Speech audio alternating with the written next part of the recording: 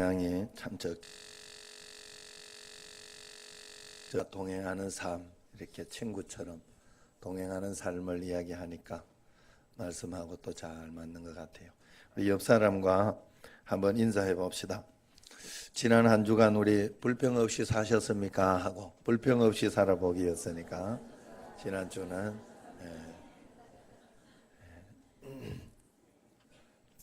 제 옆에 앉아주셔서 감사합니다. 사랑합니다. 하고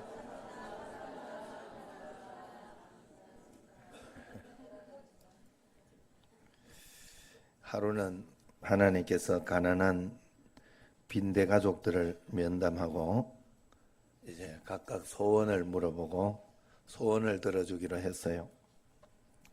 그래서 첫 번째 빈대가 조심스럽게 네 소원이 뭐냐 그러니까 저는 빈대라 몸집이 너무 작아서 힘이 약해요. 그래서 힘이 센 소가 되고 싶어요. 그런 거예요. 이런 이야기는 너무 진지하게 들으시면 안 돼요. 그냥 편안하게 그냥 교훈 하나 툭 던지려고 이야기하는 거니까 편안하게 들으세요. 그러니까 두 번째 빈대한테 이제 그럼 너는 뭐가 되고 싶냐 이렇게 하니까 저는 하늘을 나는 새가 되고 싶어요. 이렇게 날고 싶어요. 그렇게 이야기한 거예요. 세 번째 빈대는 또 저는 배고픈 걸 견딜 수가 없어서 굶지 않고 매일매일 음식을 잘 뒤져 먹는 쥐가 되고 싶어요. 그런 거예요. 쥐가. 하나님께서 그 소원을 다 들어주셨어요. 들어주시는 걸 보고 이제 네 번째 빈대가 좋았던 겁니다. 그래서 어차피 들어줄 거 나는 세 가지를 다 이야기해야지 해서 저는 소처럼 힘도 세게 해주시고 또 새처럼 하늘을 또 날게 해주시고 쥐처럼 굶지도 않게 해달라고 그렇게 이야기를 했어요. 그래서 하나님께서 그 소원대로 세 가지를 한꺼번에 이루어 줬다고 합니다. 그래서 소세지가 되었다고 합니다. 소, 새, 쥐, 소세지. 그래가지고 남 먹잇감만 됐다. 그래서 사람이 너무 욕심을 내면 안 된다 하는 그런 교훈이 있죠. 사람의 불행은 욕심에서부터 비롯될 때가 굉장히 많습니다. 현실에 주신 것에 만족하지 못하고 지나친 욕심에 이끌려서 이렇게 살다가 보면 불평과 원망으로 일관할 수 있는 것이죠. 그래서 언제나 하나님께서 내게 주신 그 지금의 욕심을 가지고 바라보지 말고 감사함으로 내게 있는 것에 만족할 수 있는 그런 감사를 찾는 것이 굉장히 중요합니다. 그래서 우리가 지나친 욕심에 이끌려 불평과 원망으로 일관할 때 우리의 삶은 지옥으로 변하는 거예요. 불평의 습관을 버리고 매사에 감사하고 주님 안에서 주님이 주시는 기쁨으로 늘 행복하게 살아가는 여러분 되시길 바랍니다. 성도가 이 땅에서 누리는 행복과 기쁨은 환경과 조건을 통해서 누리는 것이 아니고 예수 그리스도를 통해서 영적인 삶을 통해서 꼭 누려야 할 줄로 믿습니다. 여러분 그래서 언제나 내가 힘들고 어려워지는 것은 환경과 상황을 보고 그것 때문에 내가 기뻐하고 슬퍼하기 때문에 그래요. 그 일이 이렇게 있을 때 환경과 상황을 보지 말고 나와 함께 계신 주님에 집중하면서 주님이 함께 계신 것이 내가 믿어지나 안 믿어지나 이것을 바라볼 때 우리는 모든 문제가 해결이 되는 거예요. 그러므로 우리가 거룩한 은혜를 누리기 위해서 오늘은 다섯 번째로 이제 주님과의 동행에 대해서 한번 살펴보려고 합니다. 첫 번째가 안식하며 우리가 살아보자. 먼저 평안한 안식의 마음을 가져보자. 그게 첫 번째였고 두 번째가 말을 조심하면서 살자.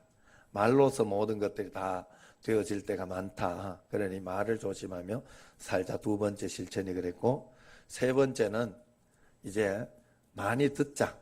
말하는 것보다 많이 들으며 경청하기를 잘 실천해 보자. 그리고 지난주 네 번째가 불평 없이 한번 살아보자. 그러면서 이렇게 실천사항을 이야기했어요. 여러분들이 이게 삶에 여러분의 것이 되는 그때가 신앙이 쭉쭉 올라가고 하나님께서 인정하시는 때가 되는 거예요. 그렇기 때문에 여러분들이 이것을 잘 실천해야 됩니다. 그래서 오늘 5번째 습관은 주님과 늘 동행하는 습관, 내가 동행하고 있는지를 확인하는 그런 습관을 가져야 되겠다 하는 겁니다. 이것은 마치 무엇을 먹느냐가 중요한 것이 아니라 누구와 함께 먹느냐 하는 것을 중요하게 생각하는 것과 비슷한 의미입니다. 성도의 인생이라는 것이 성도의 인생 중에서 우리가 누릴 수 있는 최고의 여정은 무엇이냐? 바로 하나님이 나와 동행하는 그 특권인 것이죠. 사실 아무리 좋은 여행지가 있고 그렇다고 하더라도 마음이 맞지 않는 사람들과 동행하며 어색하고 지루하고 또 힘이 들어요. 그러나 성도가 하나님과 동행하면서 그렇게 살아갈 수 있다면 행복한 삶을 살아갈 수 있게 되는 것이에요. 하나님과 동행을 통해서 더욱 친밀한 관계를 누리게 되어 있다 하는 것입니다. 그래서 주님과 동행하는 신앙은 기독교의 핵심 신앙이라 그렇게 할 수 있습니다. 하나님이 어떤 분이냐? 세상의 모든 종교와 신은 인간의 거리감을 두면서 인간에게 끝없이 정성을 요구하고 끝없이 숭배만을 요구합니다. 그러나 하나님은 다릅니다. 마태복음 1장 23절을 보면 보라 처녀가 잉태하여 아들을 낳을 것이요 그의 이름을 임마누엘이라 하리라 하셨으니 이를 번역한즉 하나님이 우리와 함께 계시다 하는 것이라 그랬어요. 우리가 믿는 하나님은 거룩하고 높은 보좌를 버리시고 죄인된 우리에게 오셔서 함께 하시기 위해 친히 인간의 몸을 입고 이 땅에 오신 것이에요. 만물의 주인이신 하나님께서 피조물인 우리 인간과 항상 함께 계신다, 동행하신다 하는 것입니다. 이것은 놀라운 사건입니다. 하나님은 저 멀고 먼 하늘의 보좌에만 계신 것이 아니라 이 땅에 오셔서 우리의 마음과 현실의 삶에 동행하면서 풀어주시고 하나님께서 인도해주고 계시다 하는 것입니다. 그래서 실제로 이스라엘 백성들이 출애굽했을 때 하나님은 구름 기둥과 불 기둥으로 임재하셔서 끝까지 동행하셨죠. 또 출애굽한 200만의 이스라엘 백성이 단 하루도 버티기 힘든 그 광야에서 40년을 살 수 있도록 하나님의 동행과 인도하심이 있었어요. 마찬가지입니다. 오늘 우리가 이 고단한 현실 가운데 버티고 견디며 하나님의 약속을 성취하며 경험하며 살아갈 수 있는 유일한 이유는 하나님이 나와 동행하시기 때문에, 하나님이 나에게 임재해 계시기 때문에 그렇다 하는 것입니다. 그렇지만은 우리가 믿음의 삶을 살아가면서 삶이 때로는 왜 이렇게 거칠고 왜 이렇게 뜻대로 되지 않느냐 불평할 때가 많습니다. 날마다 기도하지만 하나님의 약속은 왜 이렇게 멀기만 하냐 생각될 때도 있어요. 그렇지만 우리의 삶이 거친 것은 환경 탓만이 아니라 내가 주님과 동행하고 있다는 것을 확인하지 못하고 믿지 못하기 때문에 오는 것이 굉장히 많다 하는 거예요. 가나안을 거절당한 모세라 하는 그런 동화가 있습니다. 모세가 터벅터벅 비스가산 꼭대기에 올라갔어요. 성지순례를 가보면 요르단에서 이제 모세가 그 비스가산에 탁 올라가서 이렇게 저기를 봐요. 가나안 땅을 이렇게 보는데 거기에서 이렇게 느낌이 있어요. 거기에 이제 보면 이 노뱀을 이렇게 십자가에 있는 노뱀을 이렇게 세워놓은 그런 형상도 거기에 있는데 그걸 보면 굉장히 아름답고 굉장히 보기가 좋습니다. 그런데 거기에서 이제 모세는 지도자로서의 그 모습을 하나님 앞에서 보이지 못했기 때문에 이제 그 하나 때문에 그런 거죠. 뭐냐면 바위를 명해서 물을 내라, 명령만 해라 이렇게 했는데 하도 말을 안 듣고 하도 불평하고 힘들게 하니까 화를 낸 거예요. 이렇게 화를 내가지고 바위를 치면서 내가 내 힘으로 물을 내려 그러면서 성을 내면서 이렇게 명한 거죠. 그랬더니 하나님께서 하나님의 거룩함을 보이지 못했다. 지도자로서. 그리고 지도자의 책임은 그만큼 막중하다 하는 것을 이야기하고 있는 거예요. 그래서 그것 때문에 이제 가나안 땅에 들어가지 못하는 그런 일이 있었어요. 그래서 이제 모세가 마지막 비스가산 꼭대기에서 그 가나안 땅을 한참 바라보다가 이제 무릎을 꿇었다는 게 성경에 나오죠. 그러니까 이것을 상상하면서 이제 책을 쓴 거예요. 거기에서 모세가 무릎을 턱 꿇고 엎드려 있으니까 하나님께서 찾아오셔서 물었다는 거죠. 슬프냐? 너 슬프냐? 그러니까 아닙니다. 너 섭섭하냐? 그러니까 아닙니다. 너 괴롭냐? 아닙니다. 너 분하냐? 그럼 아닙니다. 그런데 왜 너 그렇게 엎드려 있냐? 그러니까 모세가 이렇게 눈물을 흘리면서 하늘을 쳐다보면서 이야기하기를 너무 행복해서입니다. 그래. 행복하다고? 무엇이 행복해? 그러니까 저는 하나님과 함께 했던 광야의 모든 순간순간이 다 가나안 땅이었습니다. 그렇게 고백했다는 거죠. 주님과 진짜 동행하는 그 삶은 모세는 살았다는 거예요. 그래서 주님과 동행하는 삶 가운데 있으면서 절대로 내가 불행하다 생각하지 않았다 하는 거예요. 사실 저는 굉장히 여러분들에게 몇 번 이야기한 것 같은데 우울적 기질이 저에게도 굉장히 있는 것 같아요. 그래서 살다가도 한 번씩 이렇게 형님하고 이렇게 전화하거나 이렇게 할 때 아이고 나는 지금이라도 천국 가면 좋겠다. 후회도 없고 여러 가지 없다. 그런 이야기를 하면 형님이 깜짝 놀래가지고 나는 그 마음이 어떤 건지는 알 것 같아요. 왜냐하면 제가 그래서 그런지 우리 집 애들이요 가끔씩 그 소리를 빨리 천국 가고 싶다. 아이고 그럼 내가 가슴이 철렁. 아 이놈이 너무 힘들어 그러나 이런 생각이 들면서 그런데 이제 그런 마음은 아닌 것 같고 제가 보니까 그래 이 땅에 하나님께서 내게 사명을 주시고 내게 있는 한 하나님과 함께하는 기쁨으로 사니까 사실 오늘 가든지 내일 가든지 저는 사실 후회가 없어요. 후회도 없고 하나님 앞에 감사한 마음뿐이에요. 주님 앞에 저는 모세가 이렇게 고백했다는 것이 굉장히 이해가 됩니다. 그래서 우리가 하나님 앞에 늘 주님과 동행하는 삶. 그리고 여러분들이 언제나 고통스럽고 고난이 올 때마다 상황과 환경을 보지 마시고 다 지나가게 돼 있어요. 다 넘어가게 돼 있어요. 그러니까 나와 함께 계신 주님을 바라보면 되는 거예요. 주님이 나와 함께 계시니 이겨낼 것이고 못 이겨낸다고 하더라도 다른 것으로 하나님은 분명히 여기 좋은 거 숨겨놓으셨다. 확실히 믿고 따라가면 되는 거예요. 할렐루야. 그게 동행하는 거예요. 그래서 동행하는 영성으로 굉장히 유명한 이성복 목사님 계세요. 옛날 분들은 아셔요.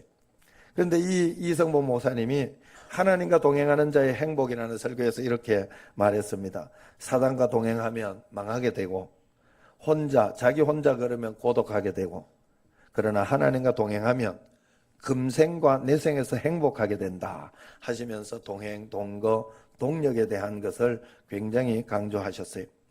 전해오는 말에 의하면 이성복 목사님은 예수님과 동행한다는 의미로 항상 걸을 때 오른손을 꼭 쥐고 잡고 있는 거 없으면서 예수님 손 잡고 간다 이런 의미로 오른손을 꼭 쥐고 이렇게 늘 그렇다고 해요. 그러면 내가 오른손을 아무 생각 없으면 뭐 쥐든지 말든지 없잖아요. 그런데 쥐고 있으면 주님 나와 함께 계시다. 이것을 자꾸 의식하는 거잖아요. 좋은 것이라고 생각해요. 예전에 제가 처음에 십자가에 대해서 훈련할 때 나는 죽었다. 예수님 믿으면 십자가 모르면 안 되잖아요. 예자에서 고집 부리고 화를 내고 그러던 나는 죽었다 하는 것을 훈련할 때 이렇게 했어요. 천주교에서 이렇게 성부, 성자, 성령과 함께 뭐 이렇게 하는 게 있거든요. 십자가를 그리면서. 그래 나는 그렇게 했어요. 내가 그리도와 함께 십자가에 못 박혔나니 화가 나면 내가 그래도 함께 십자가에 못 박혔나니 이거 한 두세 번 하고 나면 이렇게 끌어오르던 게 이렇게 차분하게 될 때가 있어요. 그것과 마찬가지로 손을 이렇게 꼭 쥐고 이렇게 다녔다는 것은 주님이 나와 함께 계시다 하는 것을 자꾸 훈련했던 것이죠. 그 목사님 그래서 키도 작고 연약했지만 늘 사역을 감당하는 데 있어서는 강하고 누구보다 강하고 당당하고 담대했다고 합니다.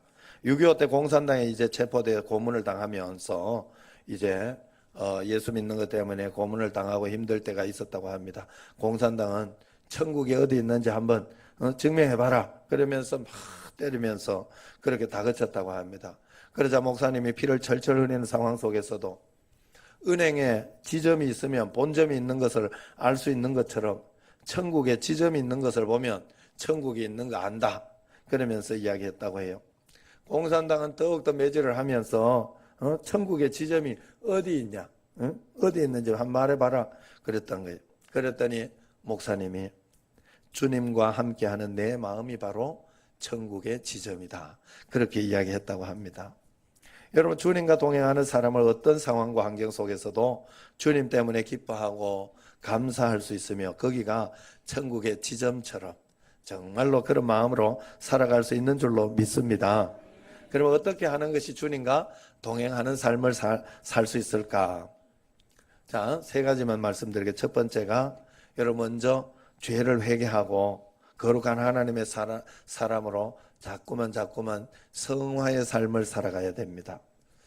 오늘 본문에서 노아를 의인이라고 부르고 동시에 당대의 완전한 자라 그렇게 말하고 있습니다. 거기에서 의인이라고 번역한 그 히브리어 이시 차티크는 법적으로 완전한 의를 소유했다는 의미가 있어요. 그리고 또 하나는 타락한 시대 상황에 비해서 상대적인 의를 동시에 가졌다 하는 것을 의미합니다. 법적으로 완전한 의를 가졌다는 것은 하나님 편에서 의를 이야기하는 것이고, 상대적으로 이제 그 시대 상황에서 더 훌륭한 그런 의를 가졌다 하는 것은 노아를 상징하는 것이겠죠.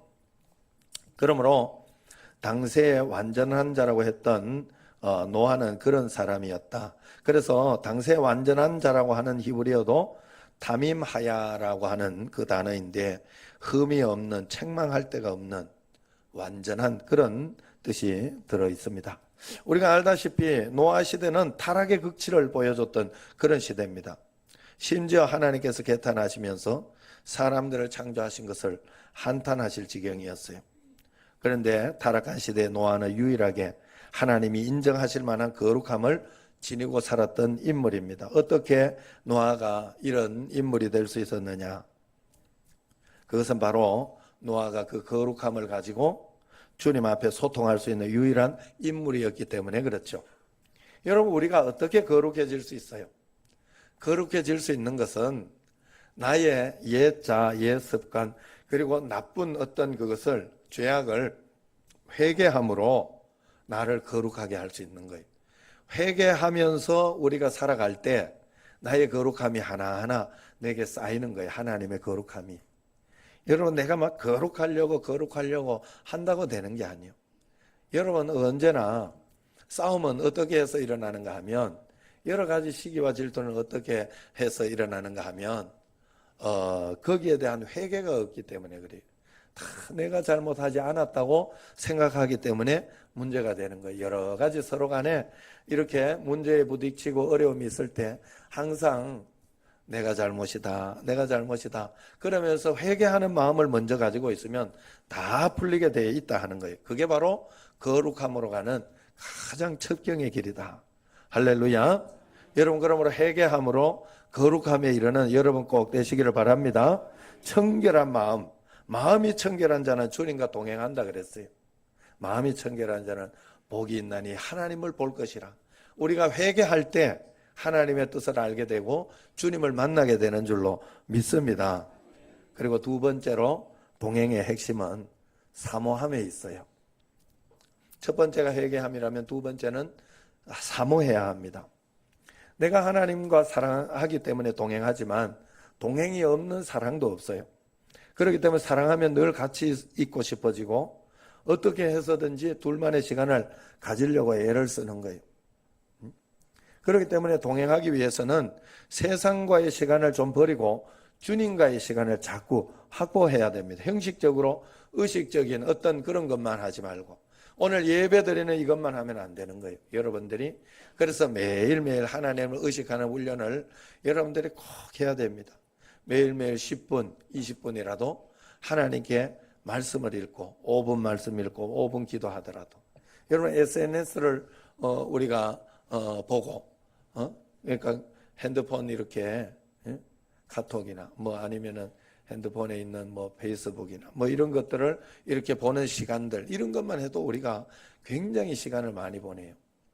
그런데 하나님과의 그 시간을 잊어버리고 그렇게 살아가면 하나님의 사모함이 없는 거예요.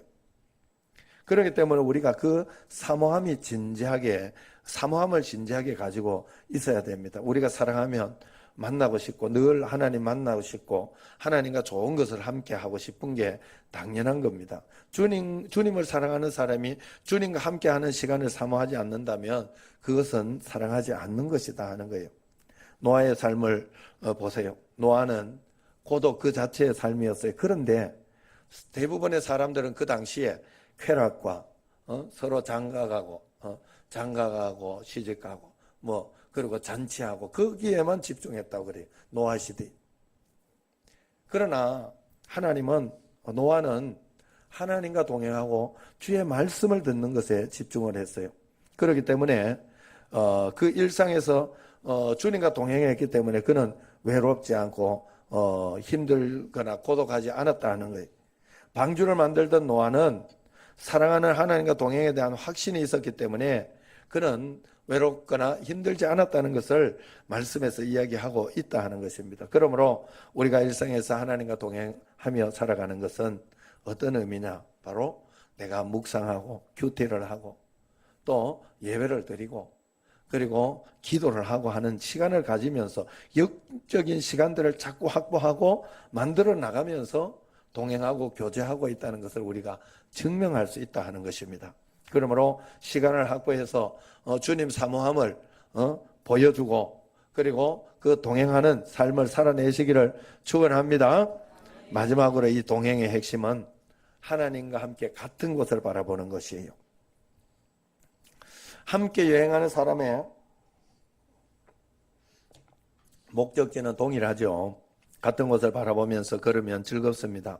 모든 것이 다 추억이 됩니다. 하나님과 동행한다는 것은 하나님과 같은 방향을 바라보고 가는 것이에요. 우리가 기차를 타고 가면서 기차와 동행한다 뭐 그렇게 하지 않아요. 말을 타고 가면서 말과 동행한다 그러지 않아요. 동행이라는 것은 사람과 사람이 눈과 눈을 바라보고 마음과 마음의 합해서 인격과 인격이 마주하는 그런 것이 동행입니다. 여러분 우리가 교회에서 이제 주님과 동행하는 삶을 살 때 여러분들이 교회에서 이렇게 일어나는 여러 가지 일들을 함께 하는 것도 동행하는 거예요. 그래서 교회에서 이렇게 오후에는 이제 또 오늘은 세마 예배로 영화를 보여주는데 그걸 통해 가지고 여러분들에게 뭔가 신앙의 다른 어떤 임팩트나 이런 것들을 주기 위해서 하는 거예요. 그렇기 때문에 여러분들이 선택하려고 하지 말고 참여하려고 해야 돼. 웬만하면 주일날은 주님 앞에 온전히 드리려고 여러분들이 오신 거거든요. 아침부터 저녁까지 거룩하게 주일 성수하고 안식하려고 그걸 먼저 확인하려고 주님 앞에 오는 거기 때문에 여러분들이 언제나 하나님 앞에 그 마음을 가지고 먼저 주님 앞에 이렇게 나아가야 된다 하는 거예요. 안식하며 주님 앞에 나아갈 때 하나님께서 큰 은혜와 복을 우리에게 분명히 주신다 하는 것이죠. 그렇기 때문에 여러분들이 언제나 주님과 동행하는 교회의 말씀에 잘 순종하며 따라가는 것도 함께 동행하며 함께 길을 이렇게 가는 것이라 저 천국을 바라보면서 함께 가는 것이라 볼 수 있어요.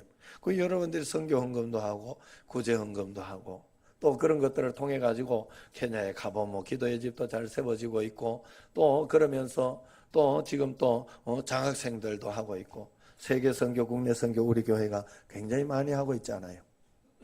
우리 교회에 비해서 굉장히 많이 하고 있는 거예요. 그렇기 때문에 여러분, 우리가 같이 가는 거예요, 같이. 우리가 하나님과 동행한다는 것은 이렇게 마음을 합하고 인격적으로 그분의 뜻에 동의하면서 주님이 목적하는 곳을 향해 살아가는 것이 동행이다 하는 거예요. 왜 주님과 동행한다고 하느냐? 노아는 세상을 향한 하나님의 뜻에 동참했기 때문에 주님과 동행하는 것이 되었다 하는 겁니다. 도널드 맥컬로우 책에서 빛나는 인격이라는 그 책에서 보면 미국의 전 대통령이었던 루즈벨트, 프랭클린 루즈벨트의 일화가 소개되고 있어요. 한 파티에 참석한 루즈벨트가 웃으면서 인사하는 사람은 너무 피상적이고 너무 이렇게 이게 적이 없다 하는 마음에 너무 지겹다. 그렇게 해서 인사를 할 때 안녕하십니까 뭐 이렇게 하면서 잘 지내죠 뭐 이러면서 보통 인사하잖아요. 그런데 그게 너무 피상적으로 이렇게 사람들이 겉으로만 하는 게 있어서 인사를 할 때 이렇게 이제 저는 오늘 할머니를 죽였습니다 이렇게 인사를 했더니 그럼 오는 반응이 오는 분들 거기에 오는 다른 분들의 반응이 어떤 건가 하면 아 대단하십니다 이러면서 하고 정말 정이 많으시군요. 앞으로도 그렇게 하세요. 이러면서 말이 왔다는.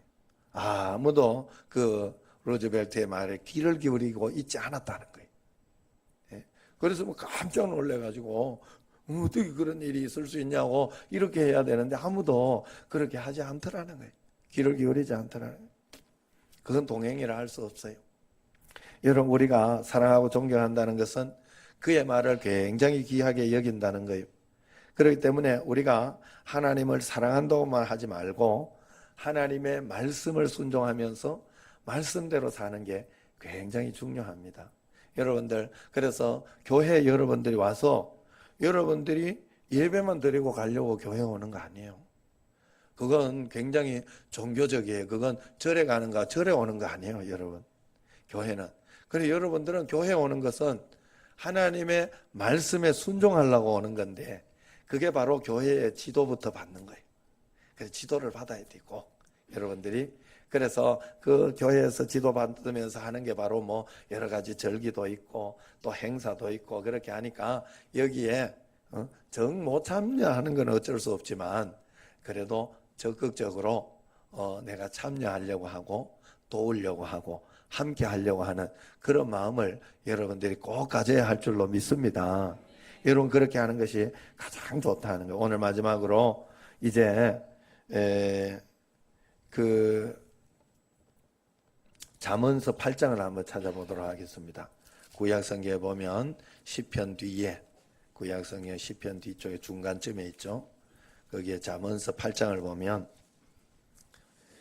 어떻게 하는 것이 좋으냐 하면서 잠언서는 사실 지혜서입니다. 하나님의 말씀서다. 지혜라는 것은 하나님의 말씀을 이야기해요. 우리가 지혜를 가져야 살 수 있다 이야기를 하는데 하나님의 말씀이 우리에게 임재했을 때 우리에게는 지혜가 오는 거예요. 그래서 잠언서에서는 지혜를 의인화해서 하나님을 대신 표현해 놓았어요. 그래서 이제 그 앞에 보면 이런 말씀이 나와요. 22절부터 여기에 보면 여호와께서 그 조화의 시작 태초에 일하기 전에 나를 가지셨으며 만세 전부터 태초부터 땅이 생기기 전부터 내가 세움을 받았나니 그러면서 지혜와 태초부터 함께 있었다. 그래서 말씀이 육신이 되어 하는 게 예수님이거든요. 그게 바로 말씀이 예수님이다 하는 그런 의미가 거기에 들어있어요. 그래서 우리는 언제나 말씀에 귀를 기울이고 하나님 말씀에 보이지 않는 영이신 하나님을 내가 순종하며 살아가는 것은 말씀에 귀를 기울이며 사는 거예요. 그래서 그 말씀에 귀를 기울이며 살려고 하니까 교회부터 또 성경에 기록된 말씀부터 잘 순종하며 나가야 되는 것이죠. 그래서 태초부터 나는 함께 있었다 하는 그 이야기를 하면서 이제 32절을 보면 그래서 아들들아 이제 내게 들으라 그러는 거예요. 하나님 말씀 들으라는 거예요. 내 도, 하나님 말씀을 이야기 도라는 것은 내 도를 지키는 자가 복이 있느니라. 훈계를 들어서 지혜를 얻어라. 그것을 버리지 마라 그랬어요. 아버지 말씀 가운데 하나님 음성이 들리는 거예요. 부모님 말씀 가운데, 설교 말씀 가운데 들리는 거예요. 여러분들 그래서 그런 것들을 통해서 지혜를 얻어라. 그것을 버리지 마라. 그러면서 34절, 8장 34절 같이 한번 읽어봅시다. 누구든지 내게 들으며 날마다 내 문 곁에 서서 기다리며 문설주 옆에서 기다리는 자는 복이 있나니. 36절, 35절 대저 나를 얻는 자는 생명을 얻고 여호와께 은총을 얻을 것임이니라 그랬어요. 그리고 37절에 나를 잃는 자는 자기의 영혼을 해하는 자라 그렇게 이야기했어요. 무슨 말이냐? 여러분 우리가 하나님 앞에 착 달라붙어 있으면서 하나님 말씀에 잘 순종하려고 하고 하나님 뜻대로 살려고 하는 그런 것을 우리가 열심히 해야 된다. 그래서 여러분 예배를 즐겁게 생각해야 돼요. TV 보는 것보다 예배 드리는 걸 더 즐겁게 생각하고 기쁘게 생각하고 그런 걸 즐겁게 즐겨야 돼요, 여러분. 여러분 일상과 여러분 삶 가운데 예배 중심으로 막 이렇게 막 돌아가도록 그렇게 해야 된다 하는 뜻이에요. 그래서 그냥 문 옆에서 다 귀를 기울이고 말씀만 들으려고 이렇게 하다가 보면 그것이 너를 살리는 것이고 복을 받는 것이고 은혜를 받는 것이다. 그렇게 이야기하는 겁니다. 여러분 우리가 하나님 가까이 말씀을 잘 들으시기를 바랍니다. 인류의 가장 큰 불행은 죄의 눈이 어두워서 하나님의 아들 예수 그리스도를 거절하고 십자가에 못 박아 죽인 것이라고 합니다. 그러나 반대로 그것 때문에 이제 우리가 행복을 회복하는 길은 우리의 욕심과 욕망을 십자가에 다 내려놓고 예수 그리스도와 진심으로 하나 되는 것, 주의 음성을 듣고 주님과 동행하는 그 삶이 바로 행복을 다시 찾는 길이다 하는 겁니다. 오늘 말씀을 다시 한번 되짚어 보면 우리가 회개하며 주님 앞에 먼저 거룩한 삶으로 나아가야 하고, 두 번째 우리가 동행하려고 하면 사모함으로 주님과의 시간을 자꾸 확보해야 할 것이고, 마지막으로 주님과 같은 곳을 바라보면서 주의 음성을 들으며 내가 주의 말씀 따라서 순종하며 잘 나아갈 때 우리가 이 땅에서 주님과 잘 동행하며 주님과 함께 걸어가는 그런 인생이 될 것입니다. 그 삶을 잘 살아내는 여러분과 제가 되기를 주의 이름으로 축원합니다. 기도하겠습니다.